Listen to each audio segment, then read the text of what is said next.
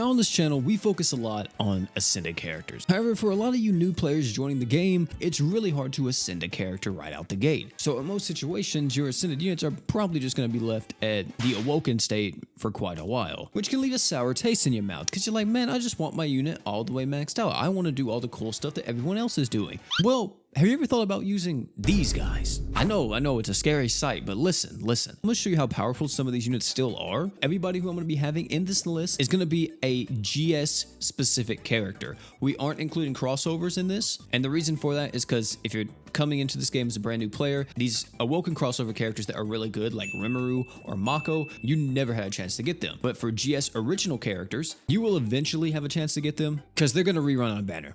They always do. Now, I know some of you guys are like, OP, there's no way you're starting this list off recommending the boy Reyes. Listen, if you have a team that is mostly physical damage dealers and you just need one more character to round it out, throwing Reyes in there is not a bad option.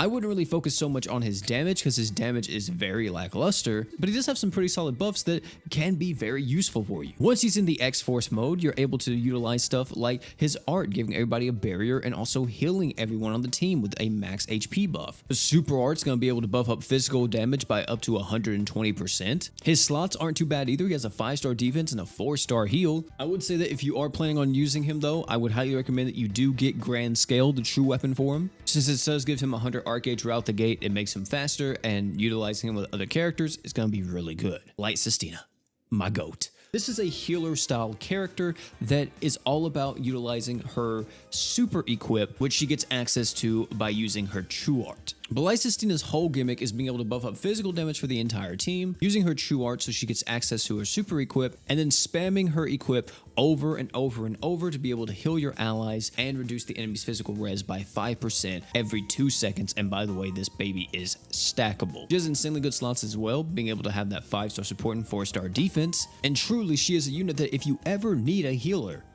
just use her. Like, there's no reason not to. If you do end up getting this character though, you can get her true weapon, and her true weapon is pretty solid. However, if you don't want to get her true weapon, another equip that's actually really good on her is Fried's true weapon, Siegfried. The reason why is because its passive is able to buff up arts damage by 20%, but if the user is a god, you get increased equipment CT recovery by 20%. Earth Haruto is still very strong in the game and is mainly used as just a healer now, more so than anything else. He does have other stuff in the kit that is very vital to most teams, like Art Gauge, and he has a little bit of a damage buff in the kit thanks to his art. You can get this guy from so many things now, like the Forever Summon, from random banners that he's on, that if you ever see him and you don't have him, he's always worth the pickup. Literally, you can build an entire team around him, being one of the main pillars in your team comp, but his support is just a tiny bit worse than some of the best support units in the game now. Fire Orville, unlike Light Sandstone, is all about buffing up damage and equip damage, which may be like, oh, equip damage, that sucks. That doesn't seem like a good benefit at all.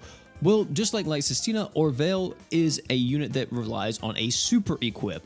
Once you utilize Orville's true art, not only does it give you the super equip, it buffs up magic damage for the entire team, and it buffs up its own attack by 100%. You're able to have a equip that's able to buff up critical damage for you by 30% every time you use it. Not to mention, he's a very self-sufficient attacker, meaning that you don't really have to buff him up too much at all. Just give him some art gauge and he's going to be good, because if he's above 80% HP, he gets 100% crit rate and 3 arts per second. And if you really want to go all the way with Orville, pick up his true weapon.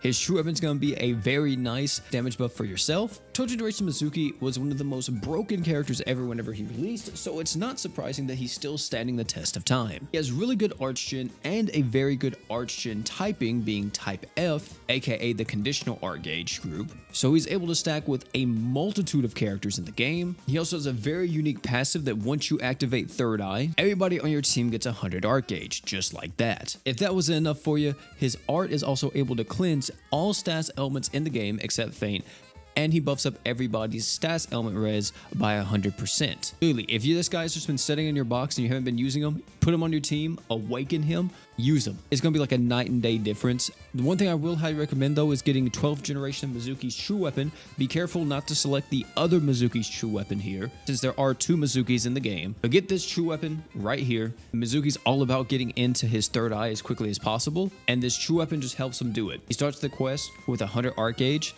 So you just have to worry about getting an extra 100. Once he's in that 200 arc gauge, you pop his true art, boom, everybody has 100 arc gauge. Theus, Miranda, Voltiel, I'm going to be talking about all these guys unanimously. If you ever need to tank anything in this game and you need a taunt tank to do it, picking any of these three are going to be insanely good at it. Theus is a little bit of a slower taunt tank since he has to activate Magia Drive before he's able to really start tanking like that. Miranda is more of your magic res taunt tank, but even with that being said, you can use her in fights where there's a physical damage boss. Just know she's not going to have as much DR. Ever fight a physical boss, you use Voltiel and you go crazy on them. Emperor. This Emperor is still insanely strong. The only time I wouldn't recommend that you guys go for this Emperor is that if you have the Ascended variant BF Emperor, because they can't really work together. However, regular Emperor is still a great unit to have. He has tons of art generation for your team thanks to his true art. He's able to buff up everybody's stats, which is a pseudo heal, and depending on what slot you have him in, he gets a massive damage buff towards a certain race. Not to mention as well, if you need like a DR buff for the entire team, or an accuracy buff, or whatever the case may be, depending on what position you have Emperor in, he can give you that. Next is All Reliable, the workhorse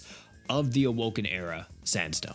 Sandstone is a unit that isn't going to be doing any type of flashy damage. She's not going to be doing anything crazy, but this unit will make sure you do not die. If you get her true weapon, it gives her tons of equipment CT and max HP, and then you're able to utilize any other 5-star defense item that you want to use on her. You press your true art. You maybe use your art here and there just to have a barrier though, but you mainly are pressing your true art to get the 30% DR for everybody and the 20% crit res. I really cannot stress how good this still is to nowadays standards. I know a lot of you newer players may see people use like Beta or Shiro or whoever else to be able to tank some of the hardest hits in the game.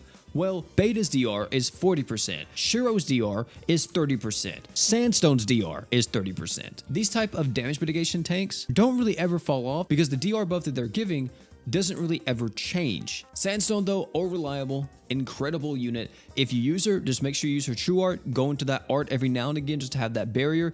Damage mitigation is always so much better if you have a barrier. And then just kind of do that. Make sure you use your defense equips and you're golden against so many fights in the game. Sandstone is going to hard carry your account. Earth Finn though is all reliable. If you need another support unit on your team, you could use Finn. He's a very unique Archgen type, which is type A, meaning that he stacks with everybody in the game apart from Finn and Lozy. I don't know why Lozy's here, but he just is in this group for some reason. Not only is this Finn really good at just supplying your team with art generation, he also has an equipment CT buff that he's able to use on his art. And making your equips go faster is never a bad thing. And one of the other big benefits about this man Finn is that you can get him at any point in the game. Just by logging in, you get a character ticket. Use the character ticket in the town at the Alchemist, exchange for Earth Finn. There you go, you have Earth Finn at your disposal. A lot of the characters that I've actually mentioned on this list are from that ticket, by the way. So if you ever need someone else, another support unit just to kind of help round out the team, go with Earth Finn. And ladies and gentlemen, that's actually it for my recommended Awoken character list.